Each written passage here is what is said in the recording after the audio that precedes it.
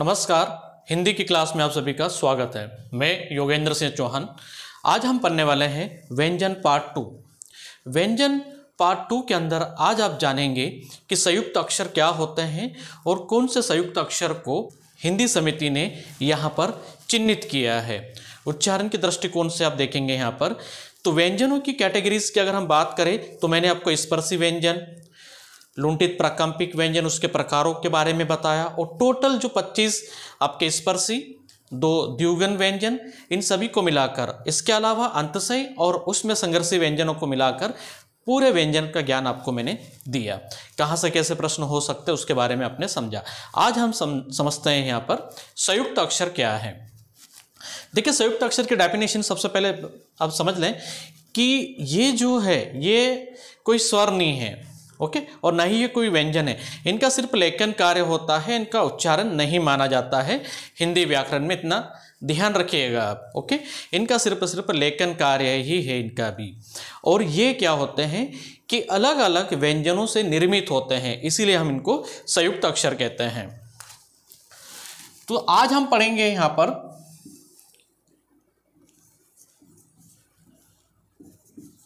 संयुक्त अक्षर। अगर आपसे प्रश्न पूछा जाए कि एनसीईआरटी की बुक कितने संयुक्त अक्षर उनको स्वीकार करती है, बराबर, तो वहां पर 3 माने जाते हैं। ये जरूर याद रख लीजिएगा। कौन कौन से हैं एनसीईआरटी के लिए? एनसीईआरटी बुक्स में कौन कौन से माने जाते हैं? ठीक है, एनसीईआरटी में देखिए 3 मिलेंगे आपको। इसमें मिलेगा आपको छ, त्र और ज्ञ। एग्जामिनर चाहे तो आपसे यह प्रश्न पूछ सकता है वह कि एनसीईआरटी बुक में कितने संयुक्त अक्षरों को स्थान दिया गया है, तो आप 3 आंसर करके आएंगे। सबसे पहले कॉन्सेप्ट क्लियर कर लीजिएगा एनसीईआरटी वाला, बराबर। नहीं तो आप बोलेंगे सर ये क और स से मिलकर बनता है, वो तो बताया नहीं, तो धीरे धीरे वो भी आप समझिए यहाँ पर। और प्लीज़ लेक्चर को लाइक कर दीजिए। चैनल पर अगर आप नए हैं तो चैनल को सब्सक्राइब कर लीजिएगा। एक बेहतर हिंदी की ओर आप आगे बढ़ रहे हो। ये सिर्फ अभी आपका व्याकरण ज्ञान चल रहा है। आगे आप देखेंगे जब शब्द भेद पढ़ेंगे तो आपको और भी मजा आएगा, और कहाँ से कैसे प्रश्न होते हैं सारी जानकारी वैसे मैं आपको इस लेक्चर में देता ही हूँ। अब हम बात करते हैं संयुक्त अक्षरों के निर्माण की। अब इनका निर्माण होता कैसे है, ओके। क, श और बराबर करके आपको यहां पर छ पढ़ा दिया जाता है। इतना ही देखा ना आपने। अब यकीन मानिए आप में से किसी ने भी अगर ये पढ़ा है और एग्जामिनर अगर प्रश्न पूछ रहा है कि संयुक्त अक्षर का वर्गीकरण ज्ञात कीजिए या उसका सही वर्गीकरण बताइए, क्योंकि आपके माइंड में तो ये चीज सेट हो चुकी है कि क श हो गया है, अब बस यही है। ये पूरी तरह से गलत है। अभी कैसे होता है देखिए, क्योंकि क और श तो स में अ की ध्वनि है यहाँ पर, ठीक है, तो वो भी तो आपको करना पड़ेगा। तो ये जो है आपने पढ़ा है ये पूरी तरह से गलत है। मैं सिर्फ वर्गीकरण पे बोल रहा हूं, है ना। विच्छेद जब होता है वर्णों का, उसकी बात कर रहा हूं मैं। लिखा हुआ गलत नहीं है ना। ये जो लिखा का और से ये गलत नहीं है, और ना तो ये लिखा हुआ गलत है। मैं सिर्फ वर्गीकरण की ज्ञात होने की बात कर रहा हूं कि उसको कैसे ज्ञात करोगे आप। तो उस कैटेगरी से देखिए तो ये पूरी तरह से आपको गलत था। अब देखिए क, श और अ बराबर आप बनेगा आपका छ। इसको बोलते छतरी का छ की ध्वनि इसमें आती है, इसके बारे में आगे हम चर्चा करेंगे। हो गया आपका।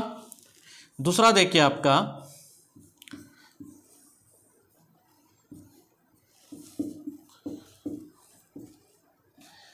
बराबर त्र।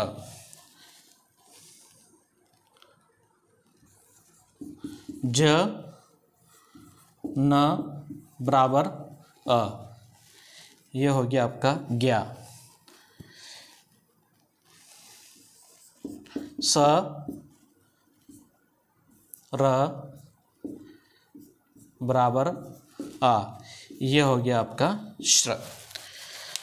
अब इसमें से कौन से संयुक्त अक्षर को बदल दिया गया है, उसका जो विच्छेद है वो बदल दिया गया है।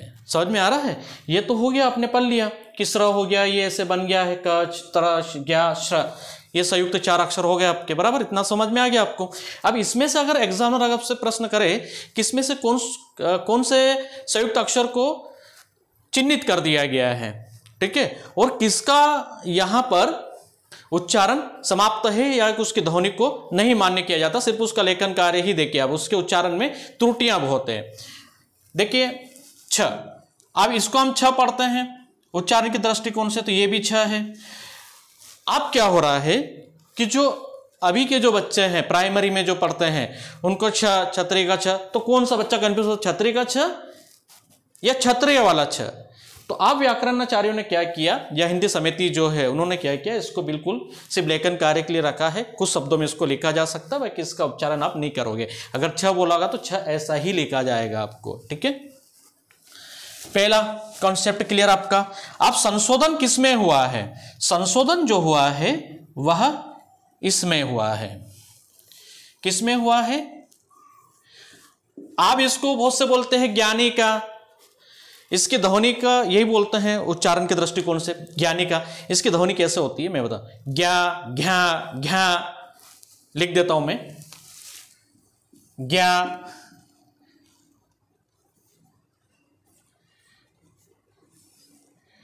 घ्या, इस तरह से इसका उच्चारण होता है। अगर उच्चारण इसका ग से निकल कर जा रहा है तो फिर हम ज क्यों लिखे हैं यहां पर, तो इसको झ्या करें हम, ठीक है। यह त्रुटि थी, इसलिए इसको यहां पर चिन्हित कर दिया। और अब इसका जो विच्छेद होगा अब ऐसा ना होते हुए अब इस प्रकार से होगा वो,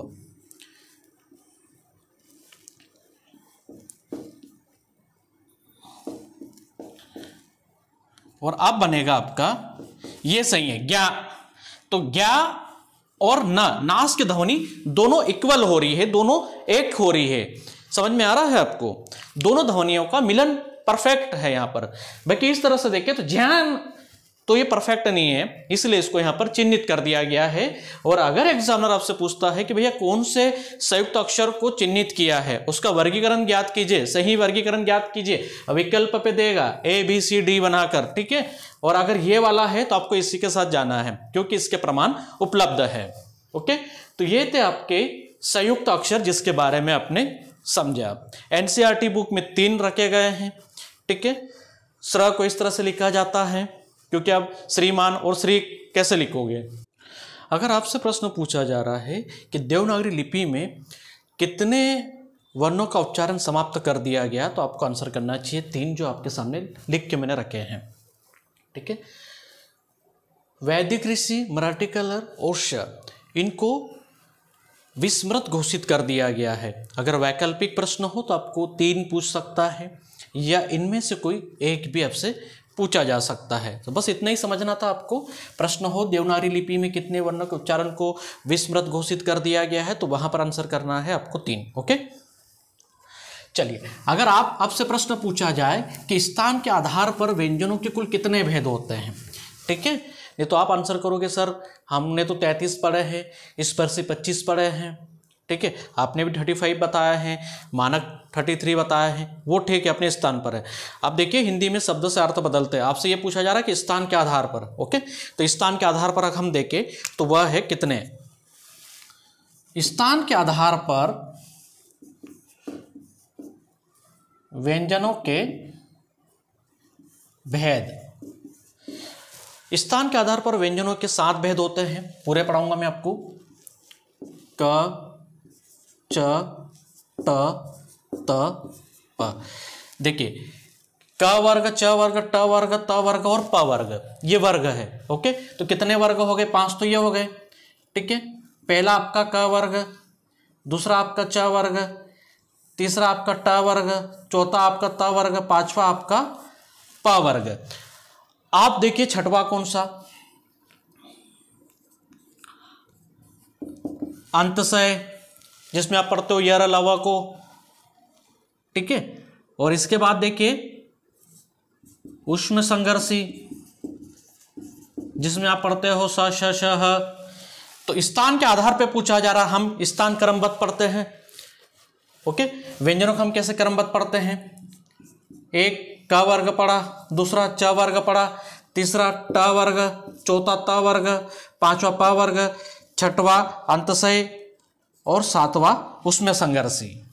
तो स्थान के आधार पर व्यंजनों के भेद इतने होते हैं, 7 होते हैं। ऐसा ही आपको आंसर करके आना है, बराबर। आप चर्चा करते हैं, इसी को थोड़ा सा परिवर्तन कर दें, है ना, स्थान को हटाते हुए, और यहां पर सिर्फ इतना लिख दें कि प्रयत्न के आधार पर कितने। ठीक है, एक शब्द यहां पर और रख दें, तो प्रयत्न के आधार पर कितने भेद होंगे व्यंजनों के। ये तो स्थान के आधार पर हो गया, सिर्फ एक शब्द चेंज हुआ और प्रश्न बदल गया है। तो प्रयत्न के आधार पर अगर आपसे पूछा जाए तो उसके कितने भेद होंगे, 8 भेद होंगे। प्रयत्न के आधार पर 8 भेद होंगे। ठीक है, अब 8 कौन से होंगे, 7 तो आपके सामने हैं। हम क्रमबद्ध क्या पढ़ते हैं, क च ट त प वर्ग, फिर अंतशय उसमें संघर्षी पढ़ते हैं, और उसके बाद हम पढ़ते हैं व्यंजनों से निर्मित होने वाले संयुक्त अक्षर, जो कुछ देर पहले मैंने आपको पढ़ाए हैं। तो यहां पर आ जाएंगे आपके संयुक्त अक्षर। तो इस तरह से देखिए, स्थान के आधार पर 7 भेद हो जाते हैं और प्रयत्न के आधार पर आपके 8 भेद स्वीकार किए जाते हैं। तो इस तरह से हम व्यंजनों को यहां पर पढ़ लेते हैं। अब बारी आती है आपको समझाने की कि आप तक आपने क्या पढ़ा है और किस प्रकार से 45 व्यंजन स्वतंत्र होते हैं, उस पर हम अब चर्चा करेंगे। तो इतना समझ में आ गया आपको, ठीक है, इतना क्लियर रखिए, यहाँ पर अपने माइंड में सेट कर लीजिए। प्रश्न पूछा जाए तो काफ़ी अच्छे से आप आंसर कर सकते हो।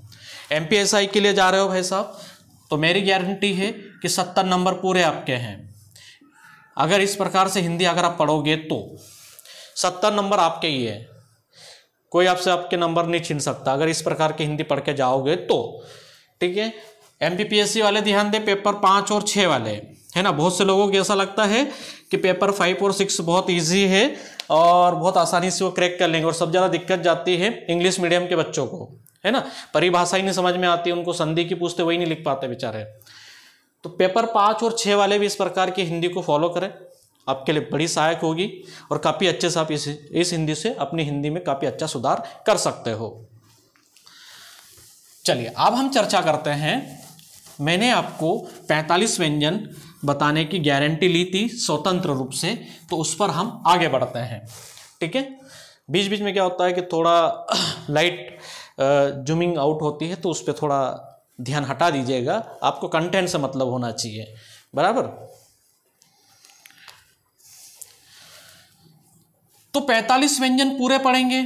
सबसे पहले मैंने आपको स्पर्शी पढ़ाए, हाँ या ना में जवाब देते रहिए। लेक्चर देखिए खोल के, कितने पढ़ाए, 25 स्पर्शी पढ़ाए, बराबर।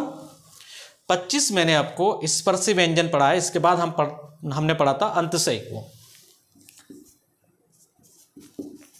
अंतशय कितने पढ़ाए आपको, 0-4। उष्म संघर्षी कितने पढ़ाया मैंने आपको, 0-4, मतलब 4 पढ़ाया आपको। इसके बाद आपने क्या पढ़ा, संयुक्त अक्षरों को पढ़ा, हाँ या ना। संयुक्त अक्षर अभी पढ़े ना 4 आपने।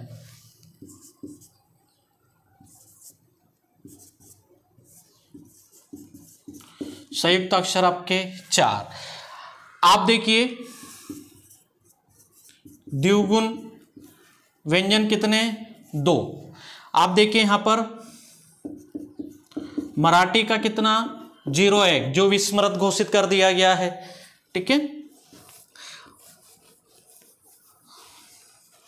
आप देखिए यहां पर नुक्ता तूल, अरबी फारसी वाली ध्वनि है ना, क ख ग ज फ। अगर नए हो तो देख लो, इस तरह से लिखा जाता, ख ख ग ज फ, है ना, और एक ख। इनको हम अरबी फारसी की ध्वनियाँ कहते हैं। राजा शिव प्रसाद सितारे हिंद जी ने इनको परिभाषित किया, उनका नाम भी याद रख लीजिएगा। तो यहाँ पर लिख देते नुक्ता तूल की कितनी ध्वनियाँ हैं, 5।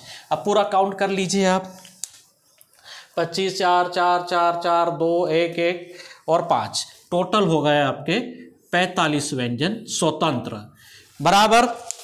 कोई डाउट हो तो कमेंट सेक्शन में अपना कमेंट डाल दीजिएगा, मैं देखकर आपका पूरा उत्तर दूंगा। बाकी मुझे नहीं लगता है कि आपको किसी उत्तर की आवश्यकता है और किसी बुक में देखने की आवश्यकता पड़ेगी। क्योंकि ये प्रश्न पूछा भी गया था कि स्वतंत्र रूप से कितने व्यंजन कितने व्यंजन स्वीकार किए गए हैं। तो 45 है। अब इसमें से हमने मराठी का लर जो आपने देखा था, जो लर टाइप का लिखते हैं वो स्वर कहलाता है मराठी लैंग्वेज में, तो उसको विस्मृत घोषित कर दिया है ना, वो भी आपको बता दिया। परंतु यदा कदा, जैसे लुंटित कैसे लिखोगे आप, यदा कदा उसका प्रयोग हो रहा है। जैसे हम लिखते हैं ना यहाँ पर लुंटित,